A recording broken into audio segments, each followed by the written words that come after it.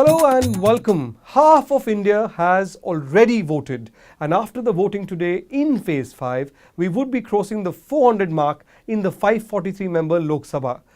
We are going to dissect today what exactly is at stake in phase 5 in these 51 seats, which the BJP won 39 of in 2014. And with me here to break this down is Sanjeev Singh of the Times of India and Kumar Shakti Shekhar. Sanjeev, you first. UP has a huge chunk, 14 seats going to poll today. Yeah, in fact, if you see out of the 51 seats that are going to polls, Congress only has 2, and those are from Amethi and Raebareli. Even in the last election, we had seen Smriti Irani. She had reduced Rahul Gandhi's margin, which would normally be in the range of 2-3 lakhs, down to 1 lakh something thousand votes. So it is a pretty close election and a battle of prestige. There's also the big Priyanka factor, and the question is to both of you. Priyanka, of course, first there was a tease, if you like, by the Congress about the possibility of a contest in Varanasi, but that was not to be. They backed off from that. So to what extent is Priyanka galvanizing the cadre? Wherever she goes for campaigning, there's a huge crowd of the Congress workers and supporters. But will it translate into votes? That remains to be seen. These seats, of course, in UP are the ones ranging from Dhorara in the north and Bahraich right down to Banda. And the victory vote share margins in these seats were not very high for the BJP. The BJP won the bulk of these, but barring, say, Faizabad or Barabanki, the victory margins in 2014 weren't that high. And now with the SP, BSP, Gadbandhan, these are very close contests to watch, Sanjeev. Yeah, in fact, if you just add up the vote share of SP and BSP here, so you will see that it's again pretty close for the BJP, because 18 plus 18, 36, almost 37 is to 40. So it's pretty close if you look at 2014 numbers. Also, Dhorara is the seat from where Jitin Prasad is contesting. Remember, we had that huge thing about him almost walking out of the party. And we also have Lucknow, from where Union Home Minister Rajnath Singh is contesting. Then we have Faizabad, Ayodhya basically. Both Lucknow and Faizabad are BJP bastions.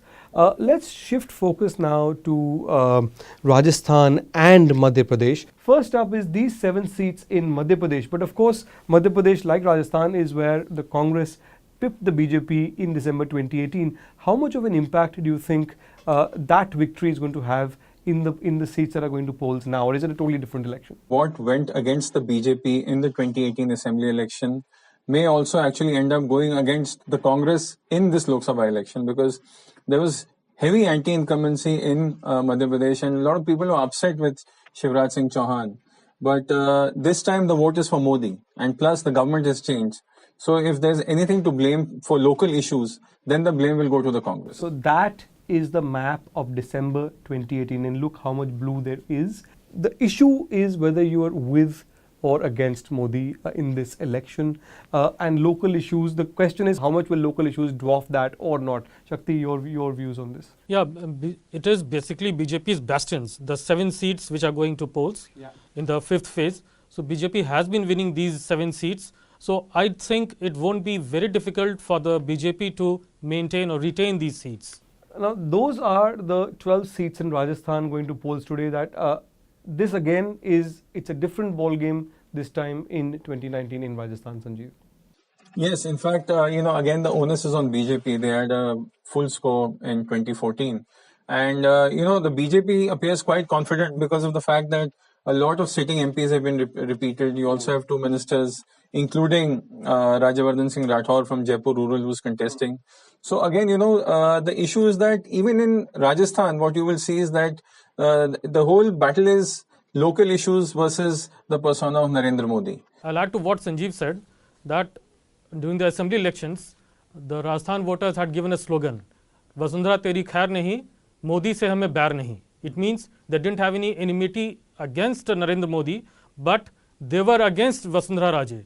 Therefore, it seems the issues are not local, they are national. But I also have a counter to that, in the sense that despite so much opposition to Vasundhara, she still managed to win 70 odd seats out of the 200 seats. So it wasn't a one-way street in Rajasthan as well.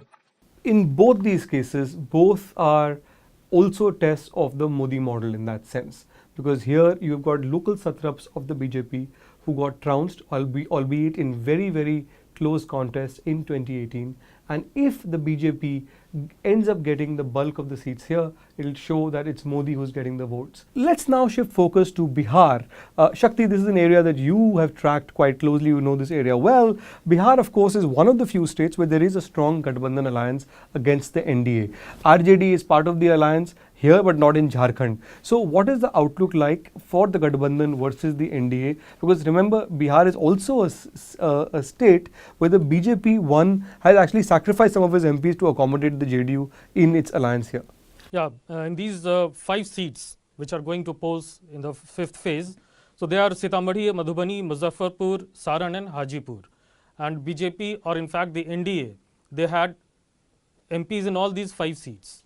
Now, there are 2 seats important among these 5. One is Madhubani.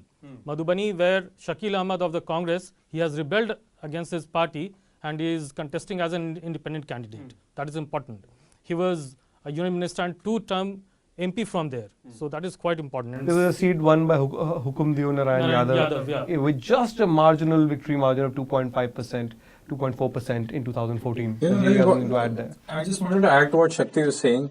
The fact that Shakil Ahmed is contesting as an independent actually is a very clear indicator of the problem in the alliance of the UPA. We have seen a lot of tickets being distributed, or heard reports of people being unhappy over ticket distribution and how some parties were given more tickets than they should have actually got. And that is why one feels that, here Tejashwi Yadav may have missed a trick. And then we also have Muzaffarpur.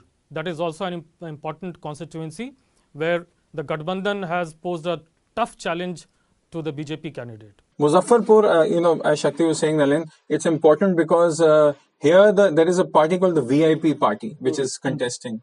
And that party's vote bank is primarily the Mallas or the boatmen. So here you have a sitting MP who's a Ajay Nishad of the BJP. His dad was also a 2 or 3 time MP from this place. So this is going to be an indicator of whether, the Malla vote is actually going to shift towards the UP alliance, or will the BJP be able to retain it. So it's a big test for not just BJP, but also for Nitish Kumar, whether he enjoys that sort of influence amongst these communities. Good point, Sanjeev. Let's move focus now to the national picture. So that is the national map of the seats going to polls today. Sanjeev, your final word. Shakti, your final word on what's at stake today. Well, overall, again, it's a big challenge for the BJP to retain their seats. But I think if we look at the eastern side, that's where BJP is pinning its hopes to be able to recover any lost ground. Although the BJP has a tough challenge to retain these 39 seats, but even the TMC in West Bengal and Rahul Gandhi in Amethi, they also have a tough challenge to retain their seats.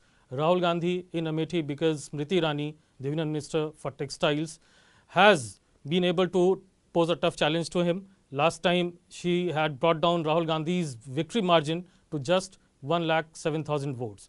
So all these 3 parties, the BJP, Congress and the TMC, they have a huge challenge before them. We'll wait and see on that. But ultimately, at this point in the election, a lot of voters have already made up their minds. Both BJP and Congress in the last couple of weeks, based on what their ground feedback is telling them on how they think the votes have turned out. So therefore, at this stage, we really are in the end game. Phases 5 and then 6 and 7, and then the results for 23rd May.